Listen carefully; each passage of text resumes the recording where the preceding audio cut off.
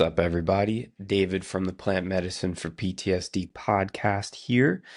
And I owe my guest today an apology because I recorded this episode months ago, like months and months ago. And I'm terrible at this podcast thing sometimes, you guys. We're working on it. We're working on systems being put in place so this doesn't happen. Uh, AKA, we're working on Cordy editing these. So thank you so much, honey. I love you. So my guest today is a gentleman named Ryan Carey. Ryan is a Canadian veteran. He's a former professional football player in Canada, I think. Um, I say I think because I should have brushed up on his bio before recording this. I'm sorry, Ryan. But Ryan's a fucking awesome dude. And he went through our program a while ago. He'd already done quite a bit of medicine work. But he knew that there were some more things lingering under the surface, so to speak. And Ryan is, I actually use him as an example pretty often in coaching our clients because he was like doing all of the things right, right? Like he was working out, he was doing the cold plunge, he was running, he was like doing all of these like fitness things, like checking all the boxes. And we came to realize he was doing all those things because it was actually easier to lift weights and sit in an ice bath than it was to sit on his balcony and do nothing. Like it was easier to be going 100 miles an hour than it was to just like sit there in silence and be by himself. And this was all a while ago. Ryan's come a long way since then. Not to take all the credit for it. He's a fucking awesome dude. Done a lot of work on his own with plant medicine. And he actually co-runs a medicine retreat specifically for men and for veterans. I don't want to speak out of turn here, so you should check out Ryan's Instagram for all of the pertinent information. But he works with a medicine man down in Colombia to run Yahe retreats. Yahe is a lot like ayahuasca, very similar origin, like with the plants, but Yahe is in the Colombian tradition. Ayahuasca is more in the Peruvian tradition. And just in a nice little like melting of my worlds and all these connections intertwining, Ryan has done a lot of medicine work with my brother Jared Fekete, whose last name I'm sure I'm mispronouncing, but he mispronounces it as well. So Ryan's a fucking awesome guy, and since coming out of his most recent retreat, which you'll hear him promoting in this episode. I'm very sorry, Ryan, that this did not go live to help you get any more people signed up to that.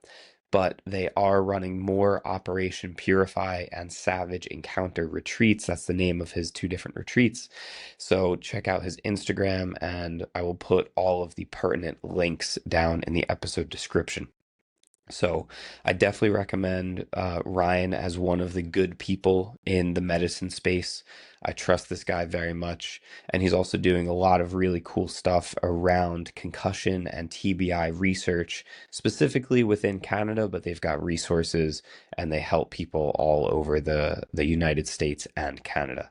So Ryan's definitely one of the good people in this world, one of the people that I trust, one of the people doing this work for the right reasons, and I'm very grateful to call him my friend. So that is enough sucking up to Ryan. I hope I've successfully made up for posting this episode so late. I love you, buddy. And let's leave it there. Enjoy this episode. I'll catch you later. And dude, I'm trying to remember. I feel like we've done something like this. Maybe it was like an Instagram live. We did an one Instagram time. live before. Yeah. Okay, but this is the first time you're coming on the actual podcast, I believe. Yes. Okay. So for our audience, for the people listening at home, Ryan, you just tell us a little bit about your background real quick. I don't want to linger too Always much on gets this stuff, but yeah, but why should we care what you have to say? What have you been up to in your career? Yeah. So I started off with the dream of playing professional football. Did that in the Canadian Football League. After that, I worked as an educational assistant and as a coach and as a personal trainer, and then joined the military when I was 30. I always wanted to join the military, but people kept asking me to play football for them, so I went and did that.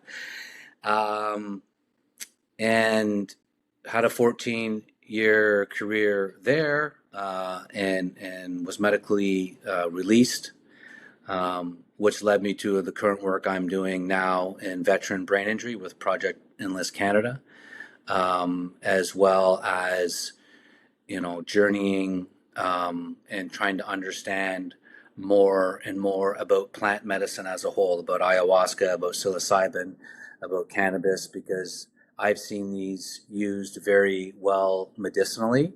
I've seen them misused as well. And I think getting to the heart of the matter so that all of us are on the same page and none of us are trying to take credit for helping a veteran out. Like it's like let's iterate, let's ask the veteran what they need, and let's try to provide that for them in a way that helps them in their healing, whatever that may be. So let's not bring shame into that where there's already so much of it. Hmm. That's a nice way to put it and a nice way to look at it, and not really the direction that the medical community goes in of like, hey, let's not try to take credit here or there or whatever. And Mhm. it's easy for you and I to think that way with the extensive plant medicine experience that we've got, but it's Yeah. definitely not the norm. No, it's Um, not, but I do know people, good people in that space that are open-minded. I do know for that. sure. And they're in a system that's pretty rigid and has its constraints, but that may end up working in our benefit, if we just keep, doing this with open hearts and with the spirit of collaboration in mind, and just keep working at it. I think there's Well, it's funny you say that. Just recently, I'm not at liberty to talk about all of this quite yet, but Cordy and I have had a handful of opportunities come up to kind of partner or work alongside some like super legitimate organizations. yeah. And it's just because we've been doing this for a while. Like I'm just a random dude from New Jersey. You're right, right? Yeah, Like I'm not even a say veteran. that. I I'm know you say that, but you guys are special in the way you deliver. And this, I think, will lead beautifully into the conversation that we want to have. Is you guys are so good at integration.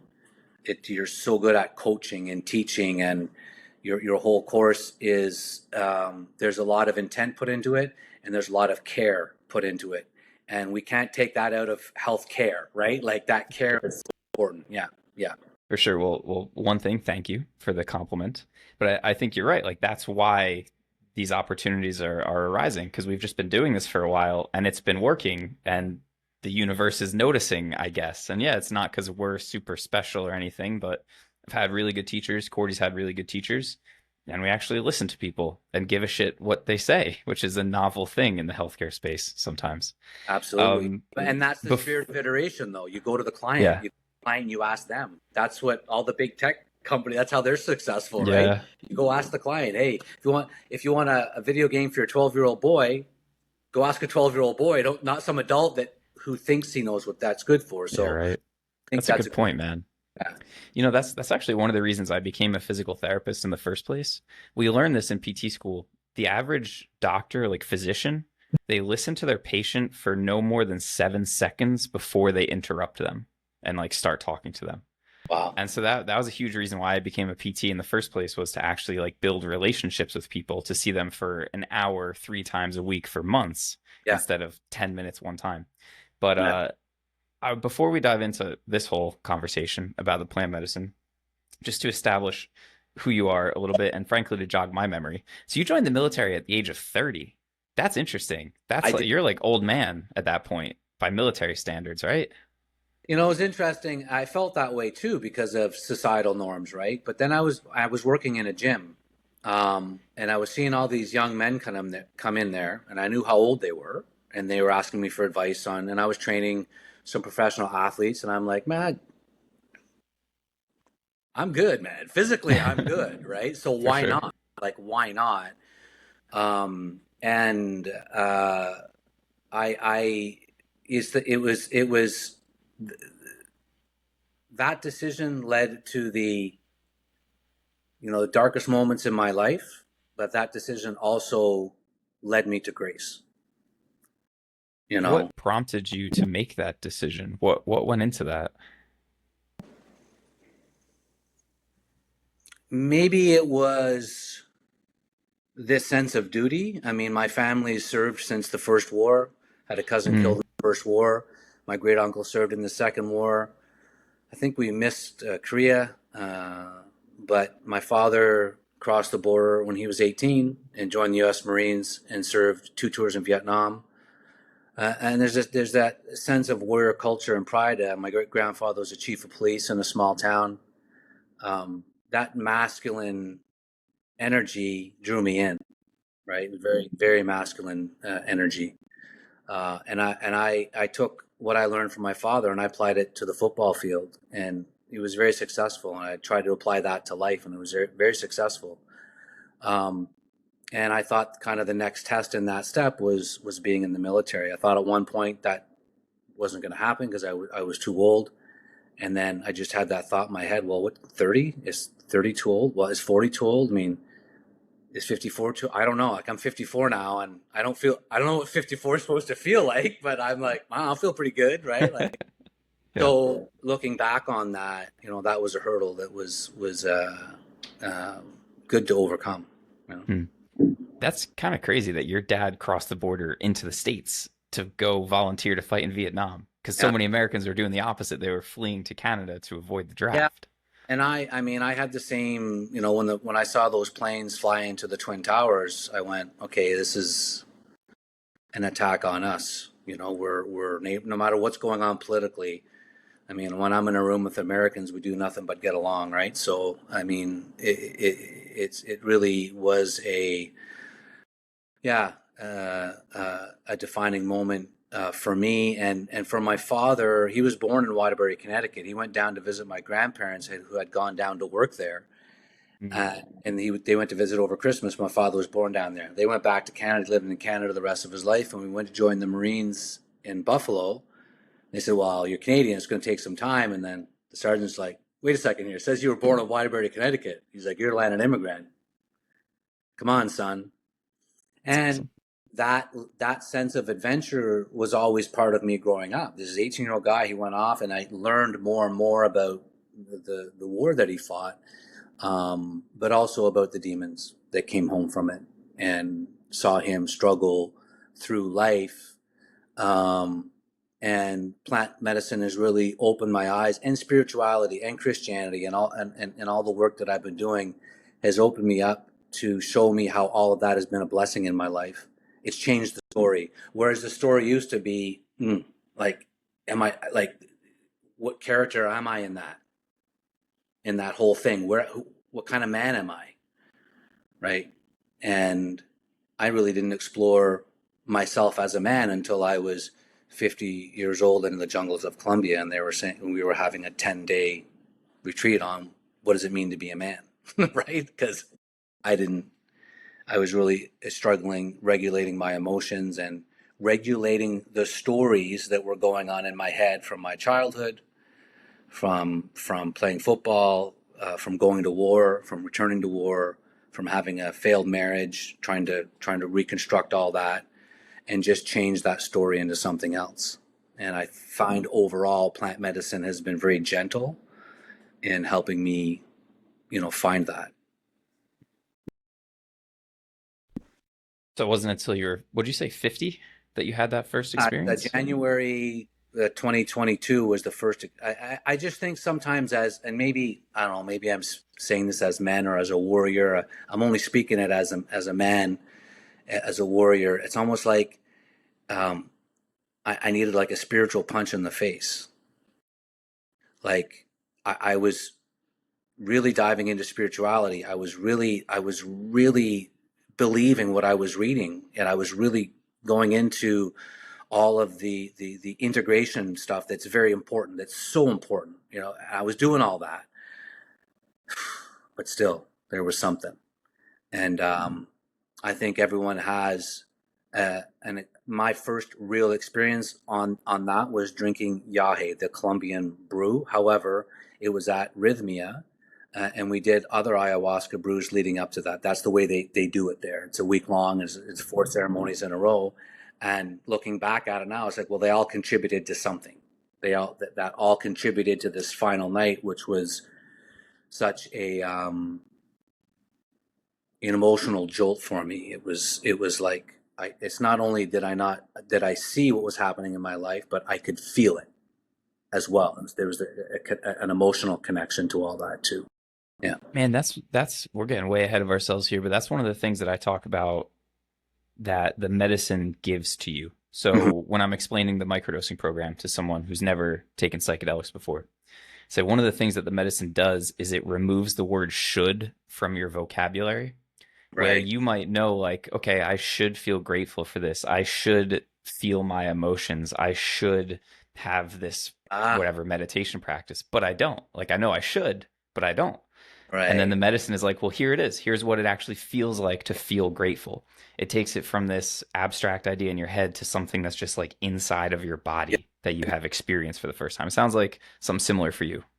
absolutely. And again, like, there's other ways to experience that same thing, but it was like for whatever reason, I mean, Yahé is very much a purgative.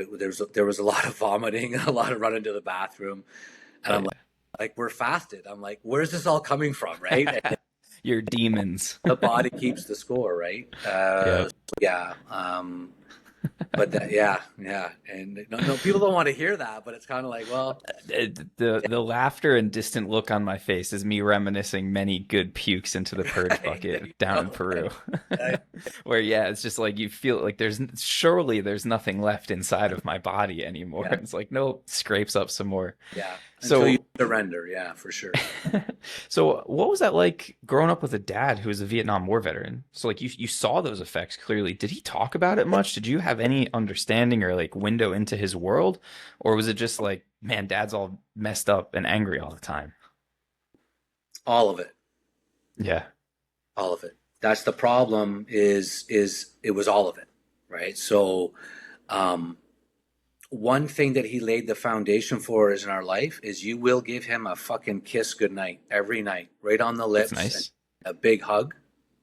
Hmm. And every time I was outside with my friends at a time when dads didn't kiss their kids, Yeah, that's interesting. he'd be grab me, he'd pull me in, he'd, give us a knuckle and give it right on the lips, good a big kiss. And guys would be like, "Your dad kisses you?" And there was, and I'm like, "Yeah." They'd be like, "Oh, cool." That was the reaction. It wasn't like, "Oh, you're whatever." Like there was no. It was like, "Oh, cool." It was so he had this profound, deep sense of fatherhood and love and brotherhood that That's you learn in interesting. war, right? So I Hmm. think that as a foundation really helped us get through everything. And he's 78 right now, and we're still best of friends. Hmm. Um, it didn't. I don't know whether I didn't. He didn't. He didn't allow the relationship to get too far off. He would always come back to center event. So That's that, cool. I mean, and as a young man, knowing that I was important, we all knew that we were important in his life. However, yeah, I mean, he was trying to medicate. He was trying to find ways. And he went through the very similar struggles with medication, and how often do when you can't medicate, alcohol, and boy, we don't talk enough about how good alcohol is. It's so good. It tastes so good. It's like it feels good, right? But that's the problem when you're struggling, when you're on this spiritual journey. I don't know. I don't know what your thoughts are on it, but I would try to cut back on drinking as much as you can. It's something that you can learn from my father's experience. Um, so there I mean, was, yeah, the way I look at that is like people don't have a drinking problem. They have a drinking solution to their anxiety there you problem go. or self-worth problem or whatever it Perfect. is. Yeah, Yeah. there And you that's go. why just trying to quit doesn't do anyone any favors because now you don't have the one solution that you had before. So like the answer is implement better solutions. Don't just try to quit by itself. Right. And so for me, it's taken a lifetime too of okay, how do I take not the energy, because the energy that was coming at me from the lessons he was trying to teach was a traumatic experiences, stuff that he learned in Vietnam, fighting in close quarters. They were hand to hand. He had a flamethrower, fixed bayonets. Like we're talking, they won a presidential unit citation in Quezon, his unit. His next unit he went to, actually, he was in Hawaii when he was done. He didn't have to go back over. the Tet Offensive hit, and he re-upped and went with the soldiers he was training, and they won a presidential unit citation. It's called Tet 2. It's the other side of the Tet Offensive. They went and met the North Vietnamese army that was trying to enter the city from the south. They met them in a head-on engagement. So the North Vietnamese army was a professional army, like a very qualified, right? And they stayed there for I don't know how long, but they didn't give up. They didn't give up the line. So those are some lessons to be learned. So when coming off the field, when talking about a football game, I was a running back, and after the game, him being like, "The fuck did you run out of bounds for?" I'm like, "What do you mean?" Like that. So he's like, "You don't run out of bounds. You get an extra inch. You turn like you had like five more. Like instead of saying it constructively, it's like ah. It's like, why Yep. did you do that, right? Yep. So it's taking those lessons, and going, I understand what he's trying to teach, but he taught some other great things. He taught me to be open minded. He taught me to be to lift weights, to be strong, to be fast. He taught me a lot of those things about what's going to make me a good football player. And I credit a lot of that to him, and I credit some of the goodness in him, but the rest of the goodness to my mother, right, who was in the middle of all that, and they're still together, right? So it's a testament to strength and resilience and love and relationship. My parents, that the fact that they're still together, you know. Uh, it warms my heart to hear what you shared about your dad, like kissing you on the lips and like forcing you guys to have like a close relationship with him. Because this morning, Sita, who's almost 2 years old, was eating rice pudding and then opening her mouth and presenting it to me on her tongue, and I ate it off of her tongue. That's And right, that's a bro. fun, Yeah. fun game that we play. I think Cordy gets grossed out by that, but I'm like, I hope that This, she never stops doing this. Yeah, there's my I've seen daughter. that exact So, photo before. so my daughter Gabriella, she just moved in with me in June. She's 18. So Really? yes, this is how God works. Okay, so I was praying to God, being like, "Oh, I'm a single guy. I'd love to have a beautiful woman come into my life, and please give me more grace. Like allow me to face the world with more grace." So in June, my daughter moved in. So there, and her middle name is Grace. So There you go. funny, not funny, God, but it's been great. No, that's like a perfect example of how like intention setting and how the Yep. medicine works, where you're gonna get exactly what you asked for in a way that you never in a million years would have expected. It's been such a godsend because I get to be a dad again. I get to, Yeah, that's awesome. hugs and kisses, good night, same rules, man, right? Like I'm applying the same rules. Yeah, it's a lot That's of fun. awesome, dude. That makes me really happy for you, man. That's awesome. But all right, so that's what set you down this path that you went on. You said you were in the military for what, 14 years?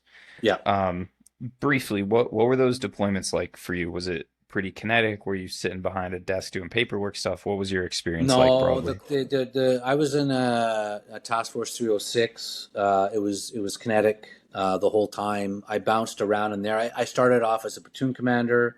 Because of casualties, I went into company headquarters, and then um, at some point in time, they needed a battle adjutant because at that point in time, Canada didn't have a battle adjutant in Afghanistan.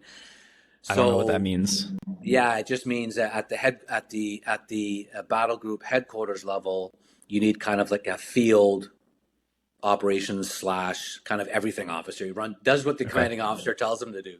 So I went and did that. So I saw the war as a platoon commander in a platoon headquarters experience. Next level up, company headquarters, and then next level up, battle group headquarters.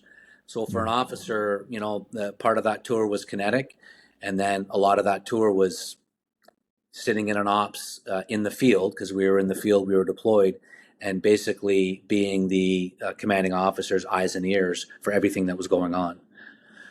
So that was a whole different kind of intense, right? You get the radio calls that are coming in of people who are injured, who are killed, or firefights, or they're coming into you. They're coming into your headquarters, and you got to sort that information out, find out what's going on, and so the commanding officer can make a decision. So Interesting. yeah, yeah, a lot of high pressure. I mean, that's the way it is in the military. It's just that kind of stress. Yeah. Well, it reminds me of someone that we worked with who was a call taker, like a dispatcher, I guess would be Yeah. the American term for the Yeah. police. Yeah. And like it fucked him up so much, like hearing people die on the phone, like while help is coming, and like Yeah. he's the only person talking to them. And it's not something I ever thought about until I met that guy. Because Hmm. you think about the EMT performing CPR and losing somebody, or the cop watching somebody get shot, but not the person just listening to that coming in on the radio. Yeah, I mean, part of it is being part of that and seeing death is it's hard, but you're experiencing it, and it becomes a whole experience, right? And just having it dance around in the mind, wow, right? Like it's both of those would be extremely challenging for sure, because yeah, I mean, I've been on the other end of some of those calls, quite a few of those calls, and people don't understand that in a traumatic situation like that, the caller, the first three, four, sometimes five reports are inaccurate or they're wrong because the situation is developing. But at the same time, you're sitting there trying to figure it out, but you can only do so much with the information that you have, right? Yeah. And then you gotta think, oh, should I wake? Should I wake the commander up? He hasn't slept in 2 days, right? It's like, what do you do with that kind of information? So yeah, I can see how that can be pretty stressful, and maybe stirring up some things from your past that you haven't dealt with too, right? It's can also be a conduit for that, like that stress event where I've seen that happen quite a bit too. Well, yeah, I mean, I'm probably preaching to the choir on this one, but it seems like that's what sets somebody up, right? Like, why can 100 soldiers go have the same experience in war, and a handful of them develop what we call PTSD, and some don't? Most of the time, it's because there's some sort of underlying thing, something that gets triggered or reminded of from childhood, something that set them up to Yeah. develop that later on. Well, and I think there's also, and we've talked about this in the past too. There's a real world brain injury angle that's going on, and that's why it becomes calling it complex PTSD. But to me, it's always complex. There's always more Yeah, to. right. Like, what is simple PTSD? What's that No. supposed to even mean? So if someone has been diagnosed with PTSD, whoever they are, whoever they're with as a service provider, they better be looking at their brains in some way, right? Like, and I mean, that's just good information for all people to have, not just veterans. If you're diagnosed with anxiety or depression, all of a sudden it comes out of the blue, start asking it, well, what happened to that? Did that person hit their head last week? What? Oh yeah, they were in a car accident on Friday. Oh, they were released from the hospital. So looking at the brain injury is important too. And I'm so interested to see where the science goes on this in plant medicine, right? Because again, you're going against a monster. I'm talking to somebody. I think it's scheduled for next week. Actually, doing a podcast with this guy, Dr. Bosley, who's like a hormone health expert, and Wow. he's a veteran. He's a veteran as well, and so that's a huge element of TBI. I mean PTSD as well, but just TBI fucking up your hormones, which then fucks up your mood, mental state, emotional state, all Right. that kind of thing. Yeah. Yeah. Yeah. Not to mention like the toxic exposures just from like lead exposure from the burn pits. Thinking about your dad carrying a flamethrower and like Well, Agent he Orange his getting dropped on him well, and right. shit. Like, And at one point in time, I mean, he gets a pension for Agent Orange because he had his yep, prostate removed when he was really young, damn, like in his late 50s. So he it's was crazy, exposed to high concentrations of Agent Orange as well, on top of all man. that. There's some other dude I spoke to once who was a firearms instructor for the ERT teams in Canada. And so he spent like for like 4 years, right? Like spent 8 hours a day at an indoor range. So just the concussive blast injury from just the firearms and then the lead dust that dude's breathing in. That's Two, insane. two separate Canadian NCOs who don't know each other at all told me the exact same story. They were on Yeah. the range all day, firing 84s, which is a recoilless round, but there's an awful thump that comes to it. Hmm. Basically, you got to fire it with your mouth open so you don't, blow your eardrums out. That's Seriously. crazy. Yeah, yeah. And then because they are called ARSOs, they're the assistant range safety officer. So the Right. ranks that go up, they're the subject matter experts on shooting that bad boy. So they're up there coaching it. Well, they're also getting the blast. So two of them at the end of a long day of ranges, God knows how many rounds were fired. No one's tracking it. They both of them, their nose just exploded in blood, just bleeding profusely nonstop. Like, and those guys, those stories, like they don't know each other. They're two different, right? And so it's like, yeah, there's maybe something going on there that we should be looking at, right? So If they were, I'm just my brain goes to like if they were American, they would get a letter that says it's not service related. Sorry. Probably the same right. thing in And the thing Canada. is too, well, and then you have to start asking yourselves, okay, if that is the case, what are we presenting to that individual that might be not good for someone that has a brain injury, like SSRIs. Like I'm Right. not demonizing them all. I don't shame people that take a bit of medication, whatever. It's your path, but it's like we don't know how that's affecting someone with a little bit of brain injury and trauma on top of that. That's where the complex part, comes in. Because yes, and I think the challenges with that, what most people don't realize, is those are two separate treatment patterns, really. Like the Right. brain one is really more you as a physiotherapist doing ocular motor work, exercising, eating well, like doing all that physical side. Well, To and that's to me, that's one of the things that's so promising about plant medicine. And you're more versed in this than me, so we'll get your thoughts. But it's almost like we don't have to worry so much. Like, is this PTSD? Is this moral injury? Is this your TBI symptoms? The Yahe is going to help you, like almost like regardless of what it is. So I don't know how. Again, dude, we're fucking straying off topic here, off of where I wanted this to go. But what do you think about well, that? Because it's almost like the plant medicine. It is not to call it a panacea for everything, but like it's going to help you with the neuroplasticity. It's going to help you with the brain inflammation, and it's going to help you with all the emotional things. So do you try to suss out like what is what, or are you just kind of like the medicine's going to help this person? I look at it as, like I was saying before, I had this story in my mind of my life. And I went into that full speed. I went into it full speed. I went all in, and I treated that with creativity and spirituality, just to try to, right. And so that was one thing.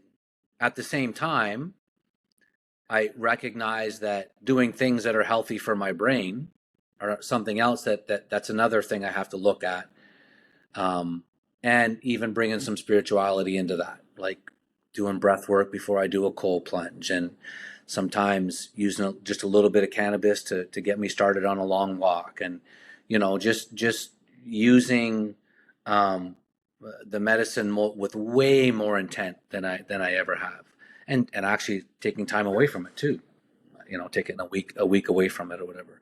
So I think.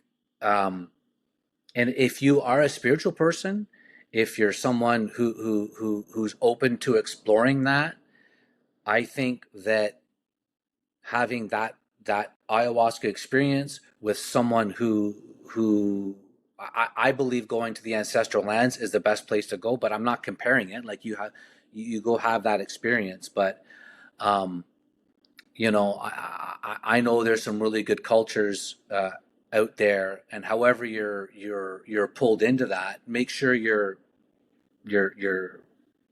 looking into that as well, right? Like is there a lineage attached to these? Like how, are they active online? Like who are these people? And we know that, um, again, I'm not here to judge where you do it or how you do it, but I feel like to have that a true experience, going for at least 10 days or a week or 14 days, like having some time in there to Yeah. not only this may get us back on track, because it's not only about the medicine. People get caught up in the medicine. It's all about integration. You're integrating the whole time you're there, and then the medicine just helps the process. Yeah. That's kind of a problem that I see with the direction things are going with ibogaine specifically, just because Right. that's like the hot topic nowadays, and there's all this funding getting thrown at it in the And States it's at least. 24 hours, right? Like I don't know much about it. I don't. Yeah. Yeah. Honestly, I don't know too much myself either, but yeah, it's like you can go for like a 3 day retreat where you do medicine one night.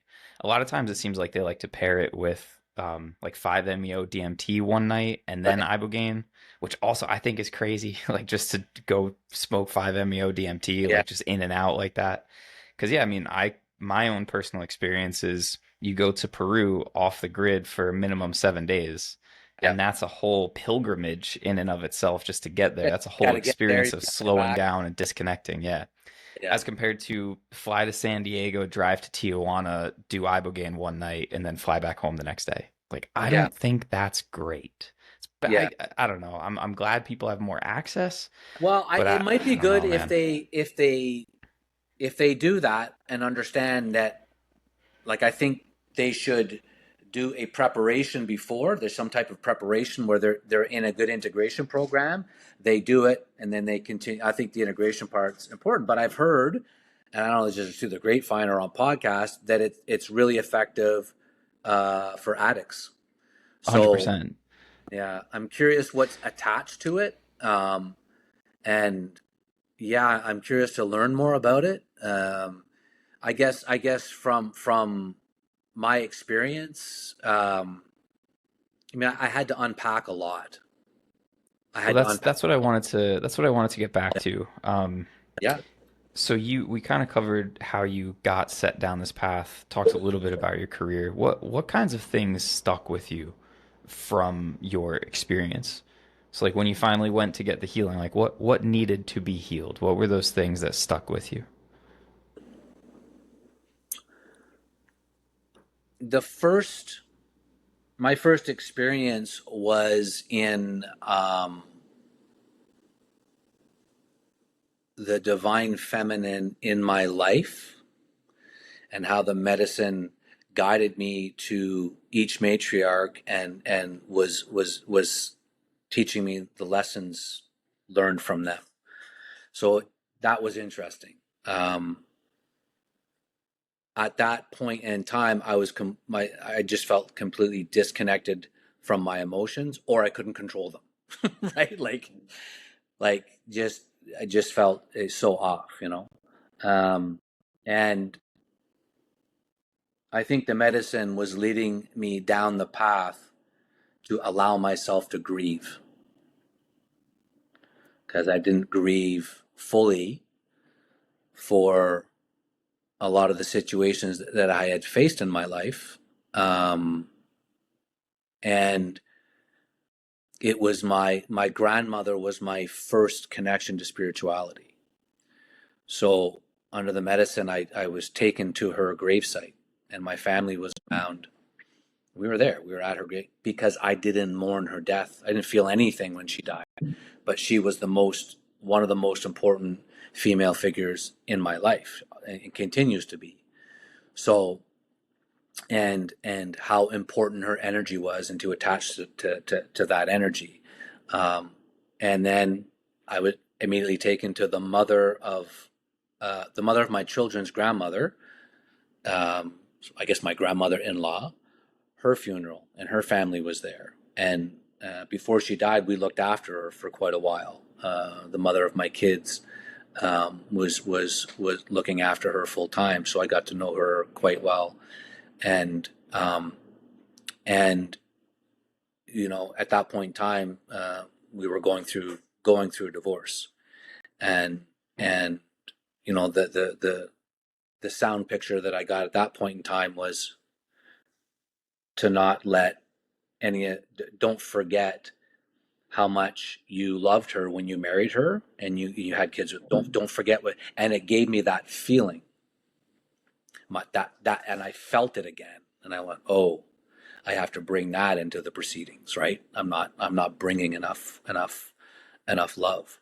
um, and and then to my mother, when I was out of her womb, and I was in her womb at one point in time, and there was a lot of turmoil going on when I was in her womb.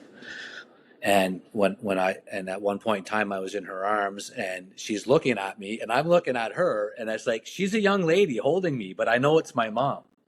And I felt this divine motherly love pour through me, right? It's like, wow, interesting. Um, and it, after these events, that my relationship with my daughters and their mother improved drastically, literally overnight. Um, I don't know if you can put two and two together, but it made a lot of sense to me spiritually, not because they had changed at all, but because I had changed the story. Right? I had changed the image. I had applied way more, I just more love and empathy and kindness to it, and just stopped fighting everything. You know, What was the story prior to that?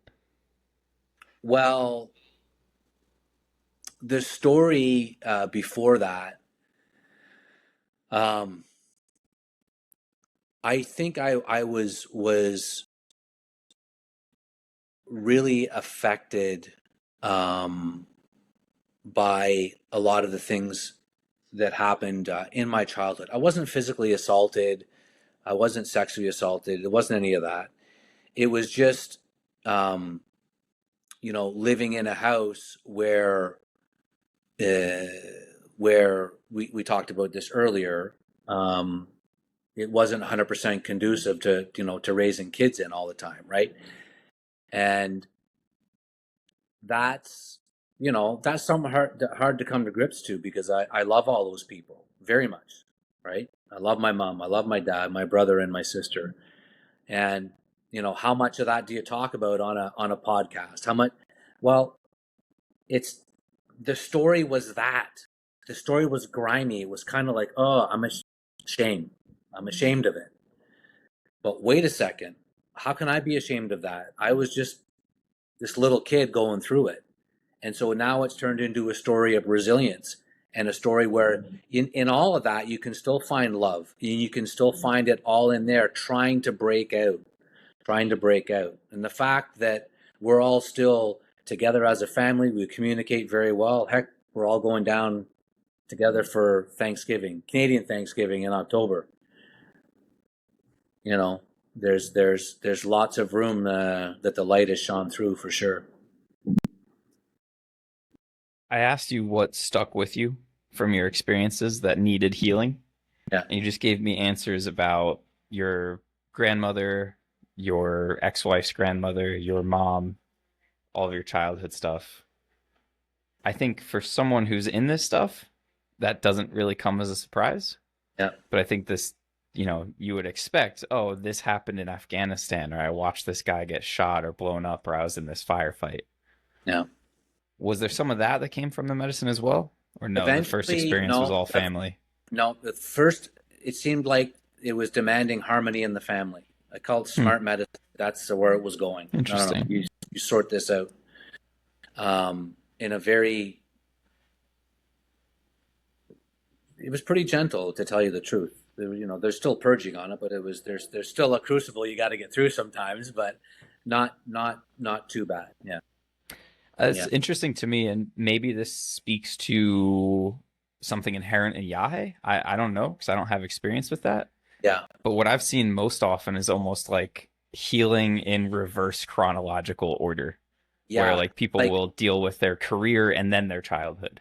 yeah, like it's like it's well, you can handle this right now, so we're going to give you this, but eventually the night, it was really interesting because through that experience, there was a night where I didn't realize it, but I was going to grieve. And when it's so interesting because I had the experience before, quite a few times, and I thought there has to be something, just as a participant, but I'm like, there's got to be something to these ceremonies, right? There's got to be like a template to it. And there are certain things, they start off a certain way. There's music, there's healings, yes, for sure, but I've never seen one the same, so I don't know why I was thinking that. Anyways, this night there was music that the musician was playing kind of on a loop, and it literally stacked a very, very the worst experience I had in Afghanistan, something I didn't grieve, and Mm. the dissolution of my marriage. Those two things I didn't grieve, and it's like it stacked them, like it's hard. It meshed them together, and if I didn't grieve it with full on, I would become incredibly ill. And if I didn't surrender and just grieve, it was bad. Well, okay, there you go. There's the shame of a man crying. But like, there was no, I mean, and they say, what goes on in the Maloka stays in the Maloka, but I'm like, like It was disgusting. And they just left me in it. They just left me in it. They left me in my tears.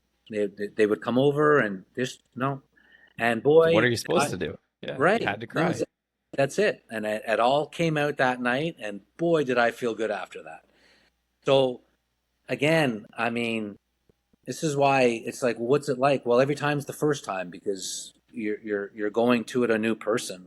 Hmm. And I am 100% confident if I'd have gone off to um, a ceremony in Peru, that the same thing would have happened to me. It might have happened a bit different. I don't know, but there's or maybe the medicine's so smart that it called me exactly where I needed to go. Right? Like there's that way of looking at it too, because whew, it's mysterious how that medicine seems to work. And then what happens is you go there and you have, for instance, on the Operation Purify, there's 4 ceremonies. You do 2 and then a day off and then 2 more. You have these individual experiences, and then there's a theme over all of them, right? Like Hmm. so For sure. there's so much to integrate when you do one. And so I think doing one and then spending a lot of time integrating is the way to go, right? And that's kind of the perspective that I try to take with the microdosing program for sure. But even when we would take people down to the retreat, Yeah, it's like, okay, yes, we're going to have 5 nights of ceremony, but really this whole thing is one big ceremony. yeah, And I feel like that's what microdosing does is it transforms your everyday life into a little miniature ceremony. So the medicine yeah. can be speaking to you every day. Before we go on, because I want to talk about like your experience with the integration process, but you've mentioned shame a couple of times, how almost illogically you felt shame about all this stuff that happened when you were just a little kid, right? So it's like, well, this isn't your fault, so why do you feel that shame? And Yeah, it's yeah. something that I know has come back up over and over again with the medicine. And it's an interesting, I don't even know what you call it, emotion, I guess, because it is, I think, the source of so much struggle for Yeah. people when they have that and they don't look at it and they don't acknowledge it. But I think it drives a lot of things underneath the surface that we don't recognize until like we look at it out in the open, which Right. is also the antidote to shame is sharing and Light. vulnerability Yeah, and exactly. yeah, Putting it in the yeah, light. yeah, Yeah, yeah. Yeah, yeah. exactly. So is that something like you were aware of when you went into the ceremonies, or did it almost show you that you have been ashamed of this and now you get to deal with it? Did it show you and resolve it at the same time? Like, what has that process been like of I, recognizing that for you? I didn't see it that way. I just saw it as just do more of this. Instructions, right? Like be more like this, do this. Like, way more focused on what I needed to do and just focus on those things. I had an experience of being like a 10-year-old boy just lying there and feeling like that, you know, 10-year-old boy energy and that like just thirst for knowledge and life. Everything's good, but being a mature man about it, being a 54-year-old man and taking my life experiences. But why not? Why not go live this like a little more childlike, play a bit more, be more playful, you know? So it was, I don't know if that's answering your question, but it's like it was just pushing me in these directions where I needed to go. The Um, medicine was, you and mean, the like when you medicine went and was, sat? but Yeah, I okay. don't think I think it had a combination of that to do, and shame letters that we were writing in the men's course. Mm. So it's a combination of identifying it, like looking at it and identifying it, and being like, okay, this shaming incident happened like 40 years ago, right? Do you still want to let that incident affect you today? And it's like, Explain shame letters to me. What is that? well, just writing out everything that you're ashamed about as a man. What are you ashamed about? Like, Mm. and is that real? Like, or are you just applying, the old story to that story, right? Mm.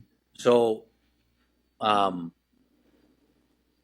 a lot of times when that happens, half of the men drop off. That's no joke. Yeah, That's no I joke. believe that. No. It's like you're around a group of men that aren't going to judge you. Get this into the, not only write the letter by hand, but read it to us. Read it to the group. Like, get it out. Let's go. You don't have to do it. There's no have to. We go on with the course, but it's in the background, right? You're seeing people drop it out. You're seeing it's like, so that's a pretty good way of introducing it. I wouldn't do it without a professional. I think it's good. Those are powerful things. Why? Because they hurt. A lot of times incidents in our past that shame us, they hurt us, either physically or they're emotional scars. And some of those are I can't imagine. I can't imagine. People say that to me all the time. Well, I can't imagine what you've seen, and I'm like, well, yeah, but I see that in other people too. I see there are people that experience all kinds of tragedy in life, right? The shame letter thing is interesting. So we have a men's space now inside of our community. I don't really know what the fuck I'm doing. I'm barely a man, but I'm supposed to be leading that sucker. So maybe we'll do something like this one of these days. Yeah, Um, I think it's a fun exercise to do with men for sure. all right. So what did you actually do? Like what was your experience? So you went to Rhythmia, you drank ayahuasca and yahe. That was the first time that you did any of this stuff? Correct. Yeah. Okay. And that was, what did you say, like 2022-ish? Yeah. Yeah. October, it's fall of 2022. Yeah. Okay. What happened after that? You shared how relationships with your ex and your daughters got better immediately. Um, what did you do? Like you went home and just kind of back to regular life? Like what did that look like? Yeah, I went back. I didn't have like a prep or an integration piece to that. So I was just researching it on my own. I was going on to YouTube. I was listening to as many podcasts as I could. And I had come across Carlos Duran quite a few times because he's a translator. He's a Cuban born, moved to the States when he was, well, his parents are Cuban born. And so he speaks obviously, fluent Spanish. So I was seeing him all the time. And there was a podcast, and he said that they were running a Savage Encounter, which is an all men's retreat. Again, I wanted to explore my man side a little more, and it was 10 days, and there is a 4-week preparation and a 4-week integration after the course online. I'm like, that's for me. So I was actually able to get him on the phone pretty quick. And I knew it was for me when he's like, look, I said, I'm having a hard time getting you money because I'm in Canada, right? I don't have anything set up. He goes, you got a passport? He's like, pay me when you get here. So that was an all men's retreat called Savage Encounter in January of 2023. What do you feel like was missing when you said that you didn't have the preparation and the integration process and you were just kind of trying to figure this all out by yourself? And I mean, it's on the one hand, it worked out perfectly because it brought you to Yeah. where you are now. Yeah. But probably wouldn't recommend that process or do that again necessarily. No. So what do you feel like was missing there? Or Well, what would you recommend to somebody on that front? I think what was missing was just a little bit of the confidence knowing actually that what I was doing was preparation.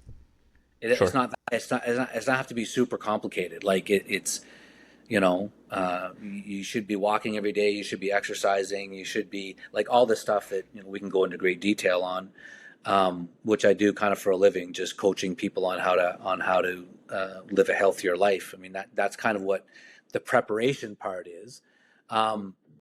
I think what would be nice to add to that, like a few classes, like just getting together, seeing who's going, seeing what's coming up, like what's and just having those talks, which is part of the preparation that we do, and accepting people where they're at, right, too. So there's something to be said about, I'm not knocking Rhythmia. It led me to it as a great experience. And some people just like showing up and doing that. And there's lots of people do that all the time, and they get incredible healing from it.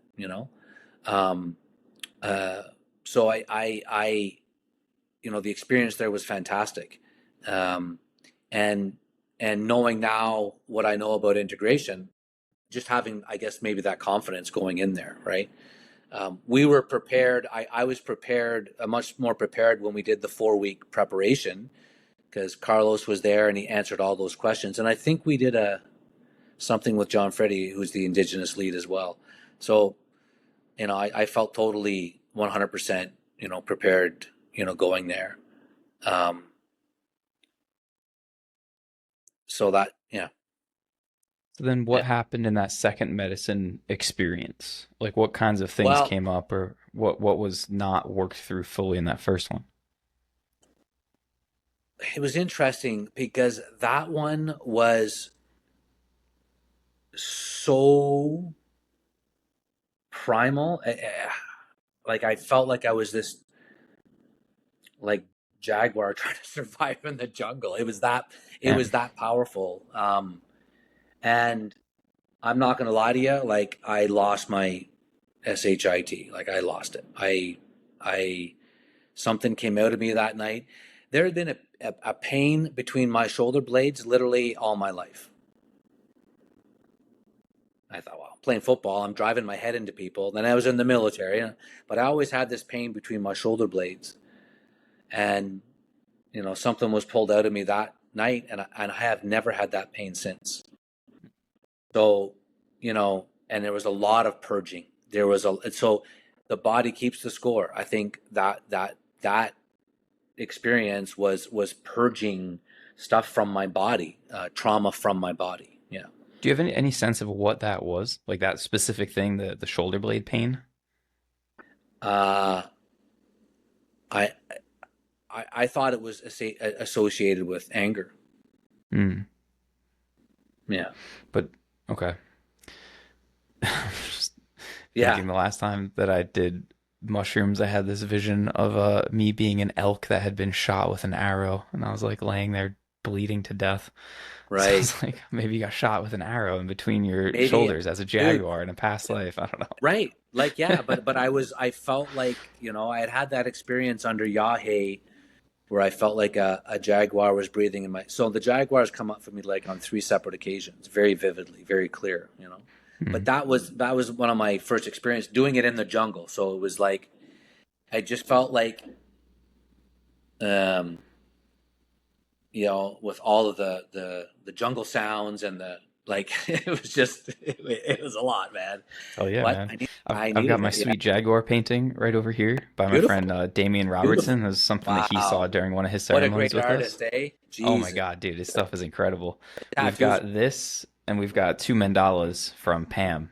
Super, Wow, super fortunate to have these. Like, I can't afford to buy his fucking art, dude. So he gifted me one of these. It's awesome.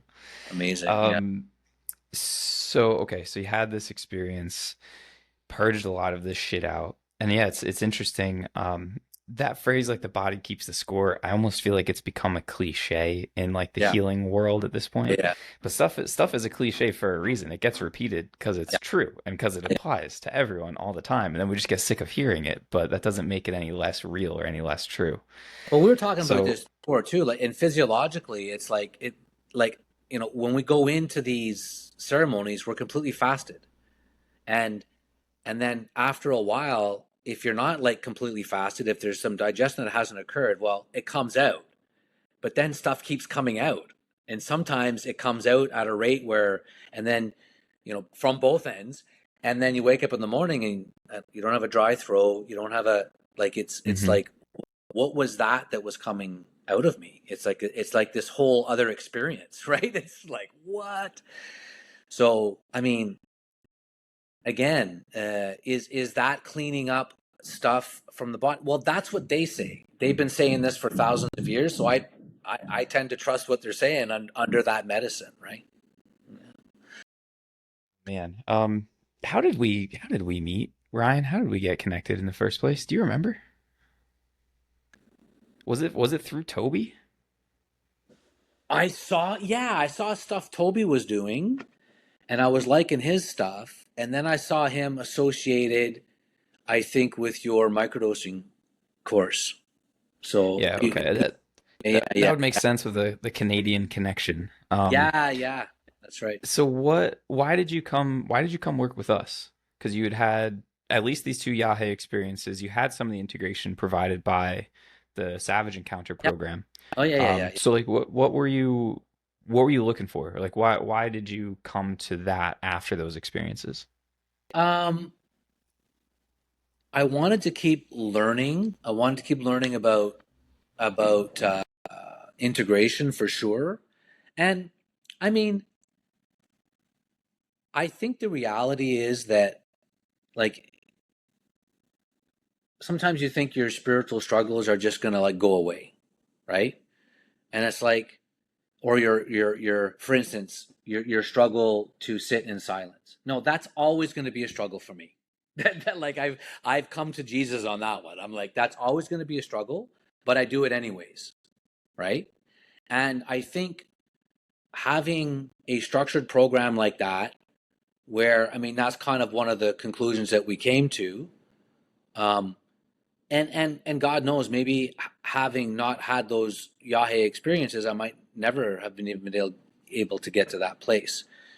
But seeing how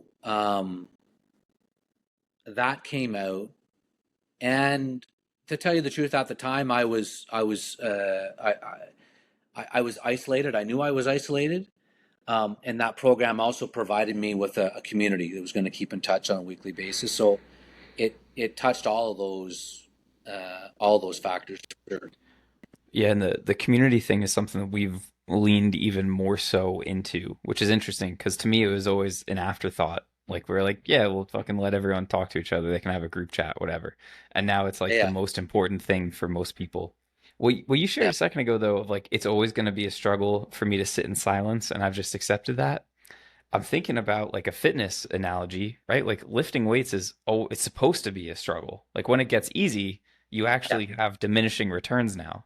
And I yeah, remember hearing a story of some bodybuilder. It's some fucking bro science thing, but it's like, well, he didn't start counting reps until it started to burn because now yeah, is yeah. when it's actually Yeah. providing a stimulus that's going to like That's a have a Muhammad Ali response. quote, I think. Yeah, I think he Okay, talked I about can see that. it or whatever. But so it's a similar kind of thing of like, yeah, it's actually not ever going to get easier necessarily. You just kind of get more used to it Yeah, being hard, and you yeah, just get accustomed to that. But it yeah. doesn't become easy necessarily. No, it's like my cold plunge. Yeah, Like, I like it's a struggle every time. yeah. I'm like, okay, I Every gotta get, time you don't want to do it. Yeah.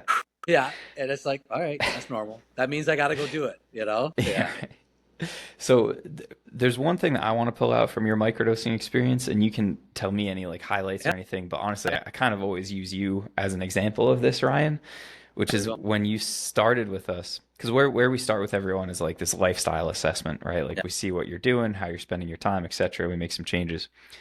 And you were like going so hard with the workouts and the cold Oh, plunges and the fitness and just like doing all of this shit. And I integration kind of checkbox, integration checkbox. Every exactly one, bro. Every single one. I'm good. I'm good. exactly. Got this. And I think you were the first person I met, at least to that degree, who was like using all of those things, which are objectively good, but Yeah, using those as a way to avoid just sitting quietly by yeah, yourself. yeah, Whereas actually easier to do the cold plunge than it was to like sit quietly for 10 minutes and look at yeah, the sunset, right? yeah. What I mean, I guess nothing's really changed on that front because it's still a fucking struggle, like you just Yeah. said. What is the value in that though? So like why do you think it's worthwhile to not just I mean, distract yourself is probably too strong of a word, but why is it worthwhile to not do the cold plunge or to not work out, but to just kind of sit there quietly by yourself? Because when you choose hard things deliberately, when hard things show up in your life, you can handle them, Mm.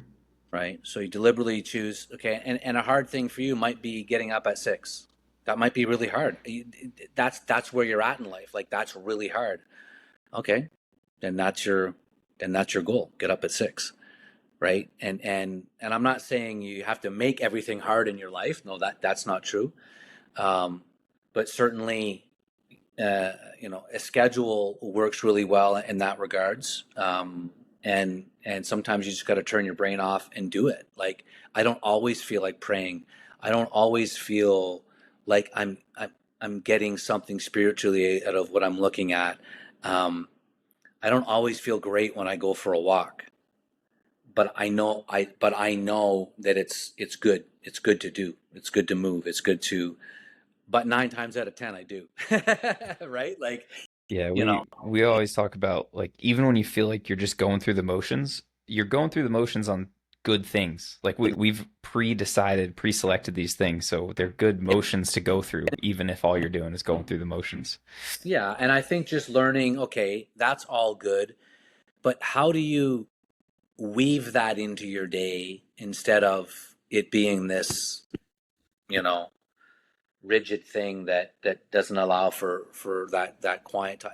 And I found that it's not just during your day, you're going to find 5 or 10 minutes here and there. My days are busy. I'm on the road quite a bit. Sometimes I'm just like, okay, I don't have to leave for 10 minutes. I'm just going to sit here in my car, put some music on, and just meditate.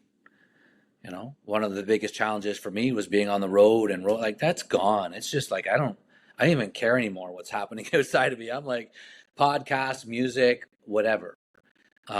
But that's also from meditating in the car where I used to get stressed, bringing a different energy to it. Sometimes I'll meditate before I I jump in the car because coming back from Montreal, the traffic can be really bad. But that's a test, you know. Um, And so what would you say that that's done for you or given for you? Like what has the effect been? Because like yeah, objectively meditating is positive, but yeah, I don't really think it's just about like the benefits you get from 10 minutes of meditation, but rather I don't know, the going back to what you shared before, like the change in the story, right? So kind of if you zoom out, like what are the effects that came from that? I just think being real conscious of, you know, when that disturbance happens inside of you, whether you're driving a car, you're some type of interaction with someone, you don't have to react to it. That silence is probably the best way forward because whatever is vibrating. No, I'm not talking about somebody attacking you. I'm not talking. I'm just talking about being in the car and something happens, and all of a sudden, you know, before you get angry, you're gonna feel it in the body first, 9 times out of 10, and being able to catch it there and taking some deep breaths and going into silence. So the immediate action for a disturbance inside, whether it's jealousy or anger or whatever gets your heart going, the immediate action is silence. And I mean, you have to sometimes like you said, okay, meditation, but sometimes like you have to practice it, right? And that's the practice is when you're like you said, you could do the meditating all you want, but you could still be reacting to situations in ways that aren't meditative. So, you know, use those situations to teach yourself that sometimes silence is the best answer, right? You know, Yeah, so it's like getting to a place where every stimulus does not require an right, immediate response. You're right, just like, oh, okay. And then you yeah, choose how you respond to it. Yeah. right, 100%, yeah. S- That was how long ago were you working with us? That was like a year ago at this That's point, like, right? yeah, 8 months, maybe something like that. yeah, It's been yeah, a little while. yeah, And so you've been going back to the medicine, partially as participant and also partially as facilitator, guide, leader within this yeah, space now, right? yeah, yeah. How's that So, transition been for you? well, I feel I don't know anything. So I'm like it's been you know, it's been an interesting transition because I'm, you know, part of a culture and kind of let in a little bit. Not that there's, you know, any big secrets, um, but you know, they are having a family gathering up there, and looking forward to going to that. So being invited to that's, you know, definitely an honor. But when I go there, I'm on the mat too. Like, you know, this is a culture where, you know, they're serving. It's their thing, and if I'm called upon, you know, to help out during a ceremony, well, I will, but I'll probably just, you know, give people tissues and empty puke buckets, right? Like, Yeah, you know, yeah. you start right, like it's like as much as I've had, you know, those experience, I respect and honor, you know, these some of these folks have been studying this stuff and they come from a lineage that's ancient. So having, and of course, being a athlete, military, we always tend to look at things as, well, we got to, I got to climb rank here. I got to get some rank here, right? Like, and rank and those things is like wearing the bones and the big feather hat. And I'm like, man, I've seen these folks operate under some pretty interesting situations, and I just sit there in awe, not in jealousy, not in, oh, I'd like to be able to do that. I'm like, just the fact that I'm here witnessing this is enough, for me. Yeah, the first time my maestra asked me to pour someone else a cup of ayahuasca, like in the middle of ceremony, because she was busy, I Yeah, was like, "Yo, are you sure? Like, I should be doing this? Like, I don't know." And then that was like the most I've ever focused on a task ever. Of like, all right, don't fucking you spill got to this get that ayahuasca right. everywhere, Yeah, David. yeah, bro. Yeah, I mean, it's yeah. I'm just grateful for that, and I think it allows me insight. I mean, I have a toe in both worlds. I work in the brain injury world, and I consult and work in the in plant medicine too. And I just like as a child, I was the middle child. Just like in the army, I was like a captain in between, like for mostly the NCOs and the senior officer. I'm always I'm always in the middle somewhere, right? But I think there's valuable lessons to learn on and I hate to even use the term both sides of the fence, because major universities are starting to study psychedelics right now in the States, right? So it's like, hopefully, people have an open mind, and look at this thing with an open mind and ask the clients, if we want to iterate, ask them what they want, what they're interested in, and if they're a veteran and they're interested in that, um, I think that's definitely the way forward. And if somebody is, contemplating this, um, do your research. Make sure, a reputable organization isn't going to tell you, yeah, get off your meds and come on down in 2 days, right? Like, it's like, we understand Yeah. that people on Medicaid, we understand the people that are trying to make a change in their life, but that's why we have like medical doctors to help us with those situations. Um, and I think they're legit. Like, I think you can be on pharmacology for too long, just like you can chase ayahuasca. You can chase it every weekend and do it right, and not integrate your experiences, right? And so I think that's a challenge in that. I'd like to see that solved. What you said about being a middle child, and then the rank that you had always being caught in between, I'm like, well, that's the best place to build bridges, is in between these other two Yeah, yeah, sides of the fence, as you said. So I yeah, think you're perfectly situated, man. And yeah. that the medicine doesn't make mistakes. You're No, the bro. perfect place at the perfect time. Awesome. um so on that front, we'll wrap this up in a couple minutes. I know you got to get out of here and go pick up your kid. Oh, yeah, I get. um Yeah, I get. Yeah, but last thing I want to hear about is like, what do you have on the go now? So I know you've got another Operation Purify retreat coming up where correct. Jared Feckety's going to be teaching jujitsu while Yeah, you're yeah. We just not we just while you're on a stole him. yeah, We but just stole him from you. We just like, David, we're taking this guy. there's enough Um, Jared to share. That's all right. There's right. Yeah, Jared's the big the little. Well, he's a little smaller now, but he's still a He is grizzly a little bear. smaller now. He's fucking off TRT. Yeah. He's shrinking. So the intent, yeah. So the intent there is to offer that as a, people want to wrestle and they want to learn some jujitsu or whatever. They can roll around with Jared out there. There's an Hell Operation yeah. Purify scheduled 8 to 22 November. It's Okay. 2750 US dollars, but there's enough money in the charity to get that cost down to $800. Oh, sweet.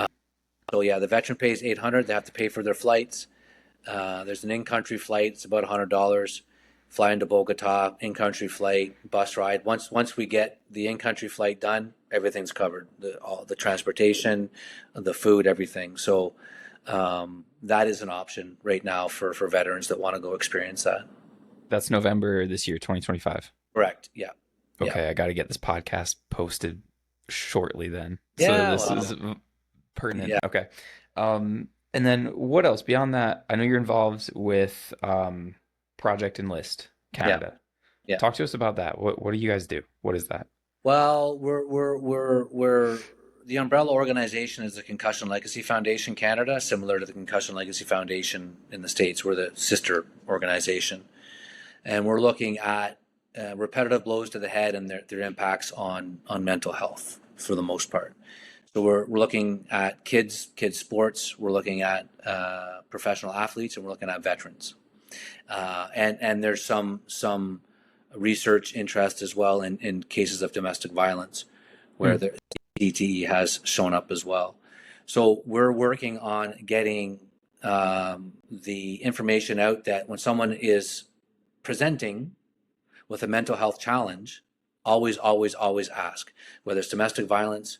What it doesn't matter where it's coming from. It seems to be prevalent in so many areas in our society. Ask the question as a medical professional. Have you hit your head? Have you had a concussion? Have you had ask those questions? It's very important. We have a ton of resources on there for people that are struggling with PCS. It's a patient navigation system where people can find help in North America. We run it for North America. So if you go onto the Concussion Legacy Foundation Canada site, you can go there. Great resource. For the military side, we have the same resource. So you can go to projectenlist.ca, fill out the same information, and we have peer support groups that run every Monday. Well, it was today and bi-weekly, so not next Monday, the following Monday at 1 o'clock, and you can find those Cool. on Project Enlist. Now, what do we talk about there? It's called Operation Brain Health. It's all the stuff we talked about today on integration. It's exercise, it's nutrition, it's sleep, it's cognitive reserve, it's scheduling. Is anyone struggling with anything? If they have any paperwork, maybe they need some help with for Veterans Affairs. Just a That's bunch of cool. vets on there talking about that connection between their mental health and brain injury, people who have hit their head. Yeah, and we're doing research as well. We're hoping to continue research. Right now, I don't think a Canadian veteran's brain has been autopsied for CTE Hmm. yet. So, we That's kind of need to crazy. find it. Yeah. So the bottom line is bottom line up front. When kids start hitting their head young, it puts them at severe risk for CTE and mental health disorders, and go figure, right? Go figure. But If you yeah, had a son, would you let them play football? I have a son. He's 16 and he's not playing football. I meant like now, like if you had another one, knowing what you know. No, I would put them in other sports. If they were drawn to it when later on, I would teach them. I would go to there's a good site called the LTAD, Long Term Development for Athletes, or Long Term Athletic Development. It's a global Mhm. site. And they're like, at this age, your kids need to do this. They need to be able to swim. They need to be able to throw. Right.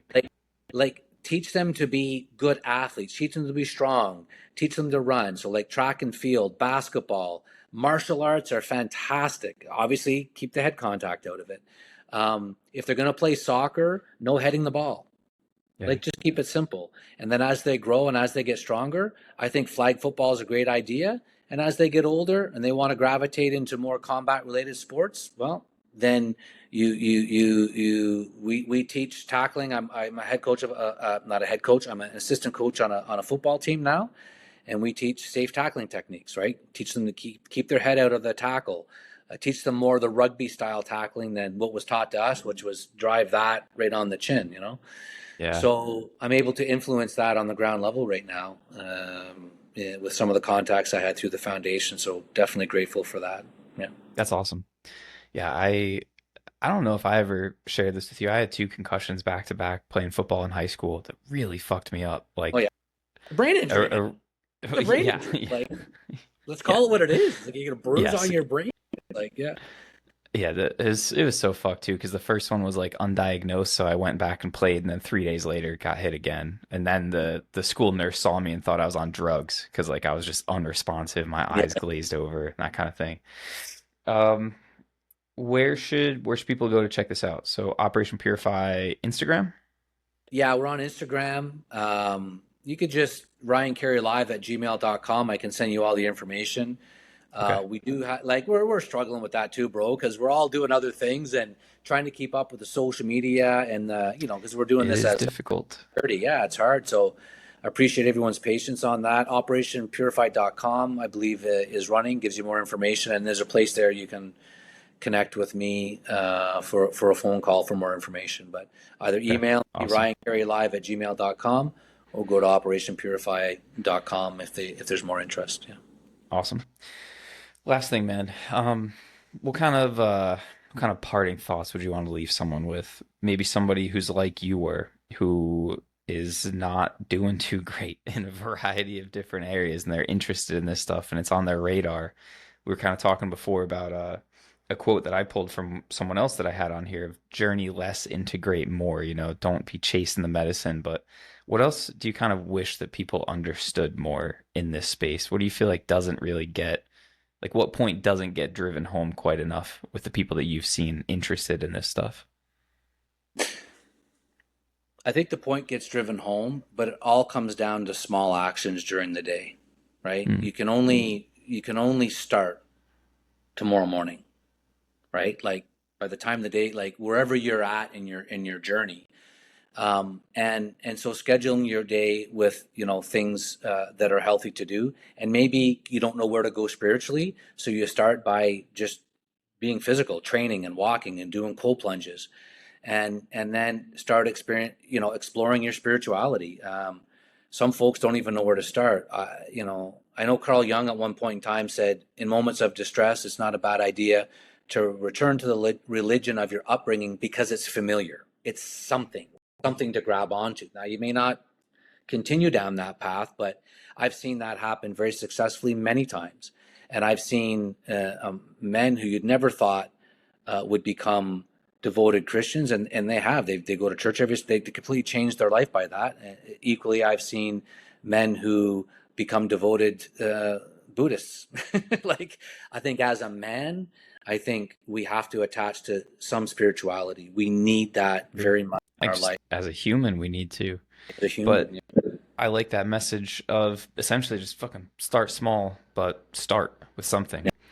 We've got a client right now, Canadian dude.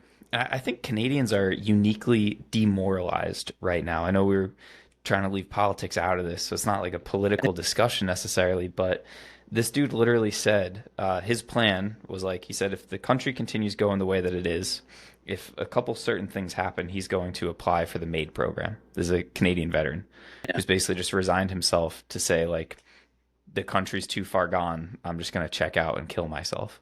Mm-hmm. And signed up for a program essentially as like, hey man, let's give this 6 months and see if we can get you to not want to kill yourself anymore.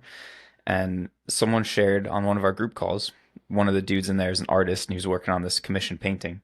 It's this huge piece. And he was like down to like super fine brushwork. And he was like, yeah, the way I did it, like I sprayed the entire thing yellow and then I went back and I did these big details. And now like I've kind of whittled it down to like just these little finer points. But the first thing I did was just broad brush, just spray the whole thing yellow. And that was enough that stuck in this dude's mind to get that message home of like, okay, well, I have this huge looming task in front of me. It almost looks overwhelming. I don't know where to start. Let me just do one thing and start there. Mm-hmm. And so this dude started reading a few pages of the Bible every day. Mm-hmm. We're only 3 weeks into our program, but I'm pretty confident that we're on a good track with him. Yeah. So that essentially that was the one change he made, was what you just said. Start small, but fucking start somewhere. Yeah.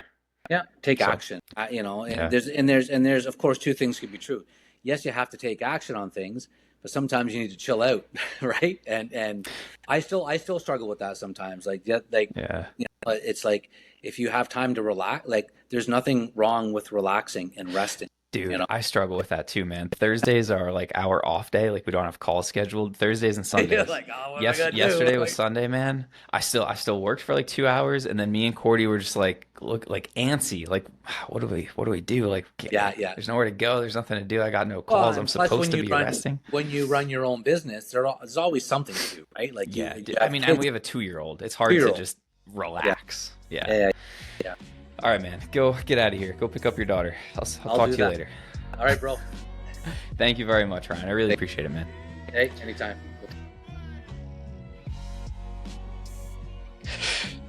All right, you guys, that's it for this episode with my buddy Ryan. Shockingly, there's actually a lot of stuff that we didn't even get into at all in this episode. Like, this dude recorded a fucking album. like an awesome music album that you should also go listen to. I'll drop a link in the description for that as well. Ryan's up to some awesome stuff. He's a fucking rad guy, and he's a great dad and a great friend, and I love him very much. And you should love him too. So, with all that said, thank you again for being here. If you haven't already, if you're watching this on YouTube, hit that subscribe button. If you're on Spotify or Apple Podcasts, leave us a positive review. It really helps other people to find the show, and I will stop shilling myself. You go enjoy the rest of your day, and I'll see you on the next one.